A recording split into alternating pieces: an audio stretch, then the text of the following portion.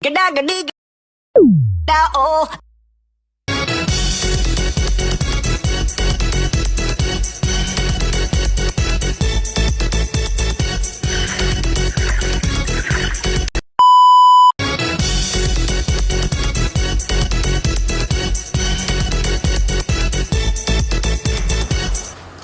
Halo teman-teman, selamat datang di podcast kami. Pada podcast kali ini kita ada topik yang menarik nih. Tapi sebelum itu, perkenalkan saya Roken Ahmadilo Crescendo dan rekan saya Haikal Firdaus. Nah, topik kali ini kita akan membahas terkait POD atau Plan of Development pada lapangan minyak dan gas bumi. Jadi teman-teman simak terus sampai akhir ya. Di sini saya akan langsung menanyakan saja kepada rekan saya Mas Haikal, apa sih itu POD Mas Haikal? Oke, baik. Izin menjawab ya Mas Kan. Ya. Jadi POD atau Plan of Development adalah dokumen perencanaan pengembangan lapangan migas yang isinya menjelaskan tentang bagaimana rencana KKS atau kontraktor untuk mengembangkan suatu lapangan migas. Mulai dari teknis reservoir, lalu jumlah sumur, kemudian fasilitas produksi, hingga biaya dan perekonomian proyek. Intinya POD ini adalah suatu proposal yang besar yang menentukan apakah sebuah lapangan ini layak untuk dikembangkan. Oh, jadi tanpa POD ini lapangan itu bisa dipromosikan ya? Nah, betul. Tanpa POD, KKS atau kontraktor tidak boleh memulai produksi secara komersil karena negara harus memastikan bahwa proyek ini aman dan layak menguntungkan bagi negara. Oke, nah terus hubungannya dengan PTK 037 itu apa Mas Haikal? Nah, jadi POD dan hubungannya tentang PTK 037 ini adalah berperan sebagai pedoman kerja dari SKK Migas yang mengatur secara lengkap bagaimana POD harus disusun, mulai dari struktur bukunya, data apa saja yang wajib ada, cara melakukan evaluasi keekonomian, hingga proses pengajuan dan persetujuan POD-nya. Kalau diibaratkan, PTK 037 ini seperti buku manual resmi untuk menyusun POD. Itu maksudnya. Berarti KKKS itu atau kontraktor dia harus mengikuti dari PTK 037 ini ya supaya dokumennya itu bisa diproses. Nah, sangat betul. Untuk memastikan semua POD Indonesia ini disusun dengan standar yang baik dan sama. Oke, nah kita ngomongin POD nih. Sebenarnya buku PTK 037 ini tuh membahas apa aja sih Mas Haikal, dan di dalamnya itu materinya tentang apa nih? Mas Haikal? Oke. Jadi saya izin menjawab ya Mas ya. Ya. Karena pembahasannya cukup panjang ini. Oke, jadi buku POD dari SKK Migas ini ibarat cerita lengkap tentang bagaimana sebuah lapangan migas mau dikembangkan. Buku ini memiliki beberapa aspek utama sebagai acuan untuk merencanakan POD, mulai dari apa yang ada di bawah tanah, bagaimana fluida dapat diproduksi, kemudian fasilitas apa yang akan dibangun, berapa biayanya, sampai apakah semuanya layak secara ekonomi dan aman bagi lingkungan. Kita akan mulai membahas dari aspek geologi dan geofisikanya dulu, Mas. Oke. Nah, bagian ini menjelaskan tentang karakter bawah tanah permukaan seperti struktur geologi, jenis batuannya, kemudian lapisan reservoir, hingga bagaimana bentuk perangkap hidrokarbonnya. Tujuannya di sini untuk gambaran mengenai apakah benar ada minyak atau gas dan berapa besar jumlahnya. Komponen-komponennya bisa mencakup peta struktur lapangan, stratigrafi dan ketebalan reservoir, lalu ada data seismik dan model geologi 3 dimensi. Bagian ini jadi fondasi karena pengembangan lapangan didasarkan pada seberapa yakin kita terhadap model bawah permukaan yang kita ketahui. Selanjutnya ada bagian reservoir engineering. Jadi pada bagian ini Mas Ken, buat menjawab persoalan tentang cadangan migasnya ada berapa dan kalau diproduksi akan berapa laju produksinya. Nah, materi yang dibahas pada buku ini antara lain perhitungan OGIP atau STOIIP, yaitu original gas in place dan stock tank oil initially in place. Kemudian ada permeabilitas, porositas, dan PVT atau proses volume temperatur. Kemudian ada kurva tekanan, analisa production history, kemudian ada simulasi reservoir 3 dimensi, juga ada prediksi profil produksi, production forecasting istilahnya. Ini sangat penting bagi SKK Migas karena menjadi penentu apakah lapangan ini layak dikembangkan lebih lanjut. Kemudian yang ketiga ada tentang rencana pengembangan. Setelah lapangan dinilai telah layak produksi ini, aspek rencana pengembangan dimulai dengan sumur apa yang akan digor dan bagaimana cara memproduksinya. Nah, pada bagian ini menjelaskan rencana operasional lapangan. Ibaratnya ini POD itu seperti mulai menggambar gitu Mas Ken. Jadi bagaimana lapangan ini akan ditata ke depannya. Materinya meliputi jumlah sumur produksi dan injeksinya, kemudian desain sumur seperti trajektori, casing, dan compressor. Kemudian ada metode produksinya nih Mas Ken, seperti pakai natural flow atau artificial lift. Nah, gitu. Juga pola pengembangannya seperti model 5 spot, peripheral injection gitu. Kemudian ada estimasi laju awal dan decline-nya. Ini sebagai pertimbangan SKK Migas dalam menilai apakah rencana sumur kita ini efisien, aman, dan sesuai dengan kondisi reservoir yang ada. Selanjutnya kita lanjut pada fasilitas produksi. Nah, setelah bagian sumur yang telah clear ya Mas Ken ya, berarti kemudian lanjut pada aspek fasilitas permukaan. Jadi aliran minyak atau gas ini setelah keluar dari sumur mau dibawa kemana kan begitu. Jadi setelah keluar dari sumur, fluida perlu ditangani lewat fasilitas permukaan. Bagian ini menjelaskan desain fasilitas produksi seperti flow line, manifold, dan heaternya. Kemudian ada separator 3 fasa, heater dan dehydrator atau kompresor.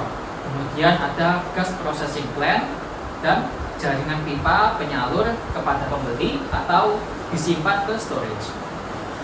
Nah, semua fasilitas ini yang saya sebutkan tadi itu harus aman, efisien, dan punya kapasitas yang sesuai dengan prediksi sumur yang telah dilakukan.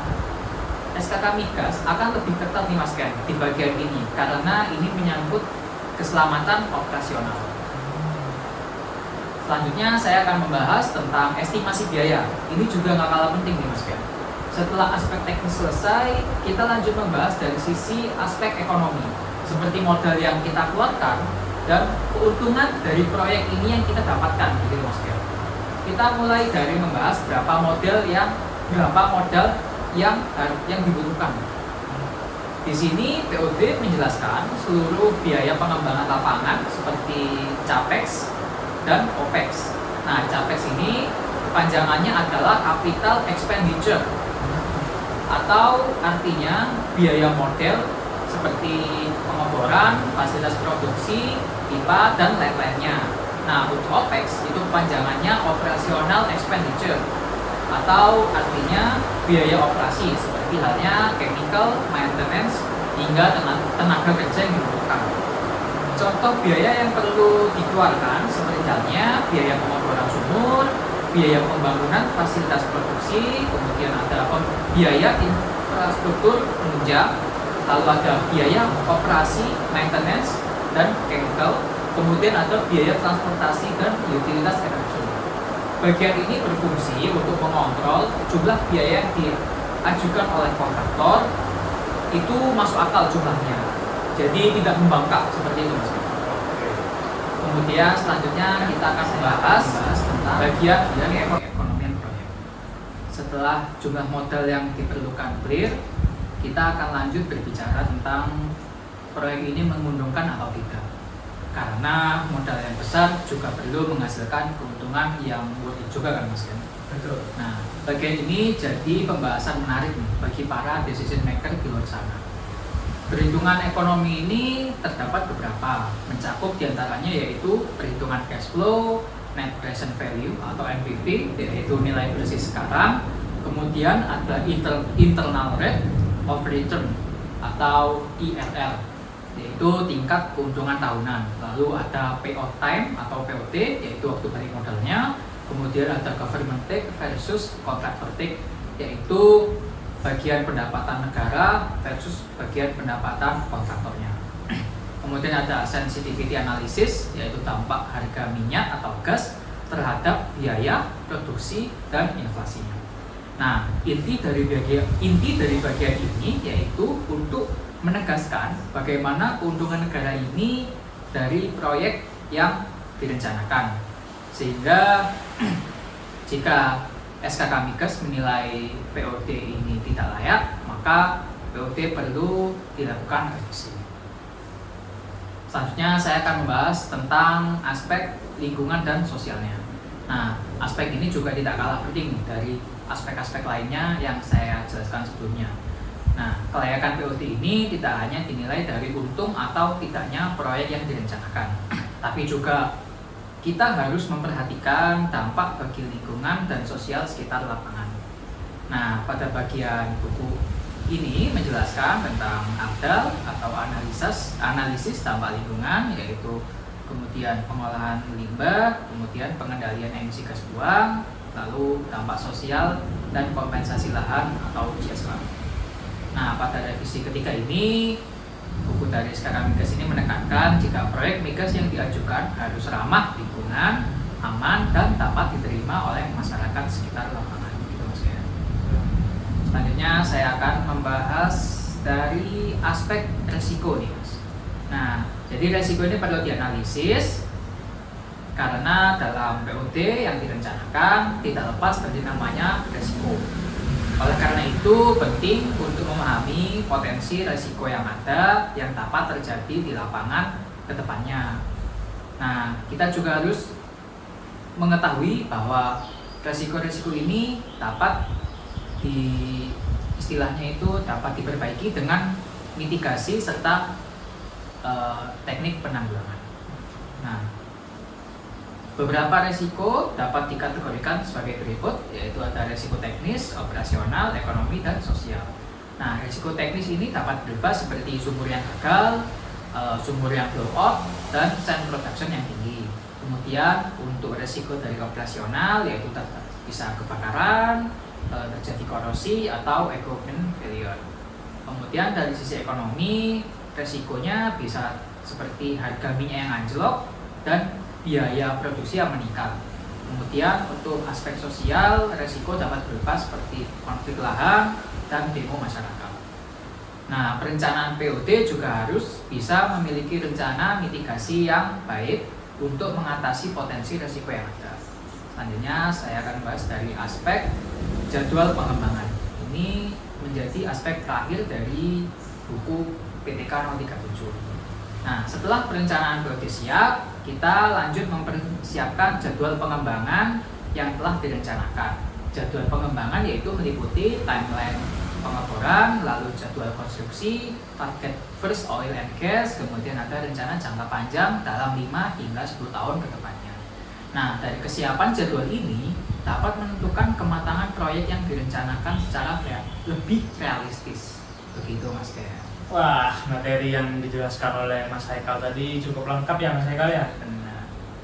Nah, karena POD ini adalah dokumen yang kompleks dan mencakup aspek yang banyak seperti teknis, ekonomi, hingga sosial dan lingkungan. Nah, oleh karena itu SKK Migas butuh melihat gambaran lengkap sebelum menilai apakah lapangan ini layak untuk dikembangkan lebih lanjut atau tidak. Begitu, Mas. Oke. Apa bedanya PTK 037 revisi 3 dengan revisi sebelumnya nih, Mas Haikal? Nah, jadi saya menjawab ya, Mas Ken ya. Nah, pada revisi 3 ini terdapat beberapa perubahan yang penting. Nah, saya jelaskan mulai dari yang pertama. Perubahannya yaitu ada format POD yang lebih detail dan terstandar sehingga semua bagian wajib diisi dengan lebih komprehensif. Kemudian ada analisa keekonomian yang diperketat, termasuk sensitivitas harga, migas, dan analisa risiko finansialnya. Kemudian ada penyelarasan dengan regulasi energi yang terbaru, termasuk aturan tentang lingkungan dan tata kelola. Kemudian ada analisa resiko yang diperluas seperti masalah resiko teknis, kemudian resiko komersil, sosial, hingga operasional juga. Kemudian yang terakhir ada fokus isu keberlanjutan yang lebih kuat, misalnya perhatian terhadap emisi, efisiensi energi, hingga peluang CCS atau CCPS. Begitu Mas. Oke, jadi pada revisi 3 ini tuh menjawab kebutuhan industri yang semakin kompleks ya Mas Eka? Nah, tepat sekali. Industri migas yang semakin dinamis, jadi pedomannya juga tentu mengikuti perkembangannya. Oke, baik teman-teman. Sekarang saya yang akan bergantian menanyakan kepada Mas Ken. Baik Mas Ken, kalau misalnya ada sebuah kontraktor yang ingin mengajukan POD, itu alurnya bagaimana ya Mas Ken? Oke Mas Eka, di sini saya akan jelaskan secara garis besar nih. Jadi yang pertama itu kontraktor menyusun buku POD yang secara lengkap. Nah, habis disusun kita serahkan POD itu ke SKK Migas. Dari SKK Migas itu akan melakukan evaluasi teknis dan ekonomi. Jadi dalam proses itu tuh ada proses diskusi, tanya jawab, dan revisi dengan kontraktornya. Habis itu bila sudah diasesi oleh SKK Migas, maka alurnya itu akan diajukan rekomendasi ke Menteri SDM setelah Menteri memberikan persetujuan akhir. Nah, setelah disetujui, kontraktor itu boleh memulai konstruksi dan persiapan produksi. Mas Eka. Oh, begitu ya Mas Ken ya. Baik, saya akan lanjut menanyakan terkait pentingnya POD di Indonesia Mas. Nah, dari sisi negara, apa sih pentingnya POD? Oke Mas Eka, tentunya bagi negara itu pentingnya POD itu sangat banyak Mas Eka. Contohnya, negara itu dapat menerima manfaat yang sangat maksimal. Terus eksploitasi migas dilakukan secara aman, pengembangan lapangan yang efisien dan tidak boros biaya, juga risiko lingkungan yang diminimalkan, dan proyek itu memberikan manfaat sosial bagi masyarakat sekitarnya. Jadi sekaligus menjadi alat pengawasan dan akuntabilitas dari pemerintahan nih Mas Eka. Oh, begitu ya Mas Ken ya. Oke. Kalau boleh tahu, saya mungkin ada nggak sih Mas kayak contoh lapangan di Indonesia yang prosesnya itu juga dipengaruhi Mas oleh POD ini Mas? Oke, tentu ada Mas Eka. Ini saya akan kasih beberapa contoh. Seperti di Banyu tempatnya ada di Blok Cepu. Nah, itu merupakan salah satu POD atau Plan of Development yang paling sukses dengan produksi lebih dari 200.000 BOPD.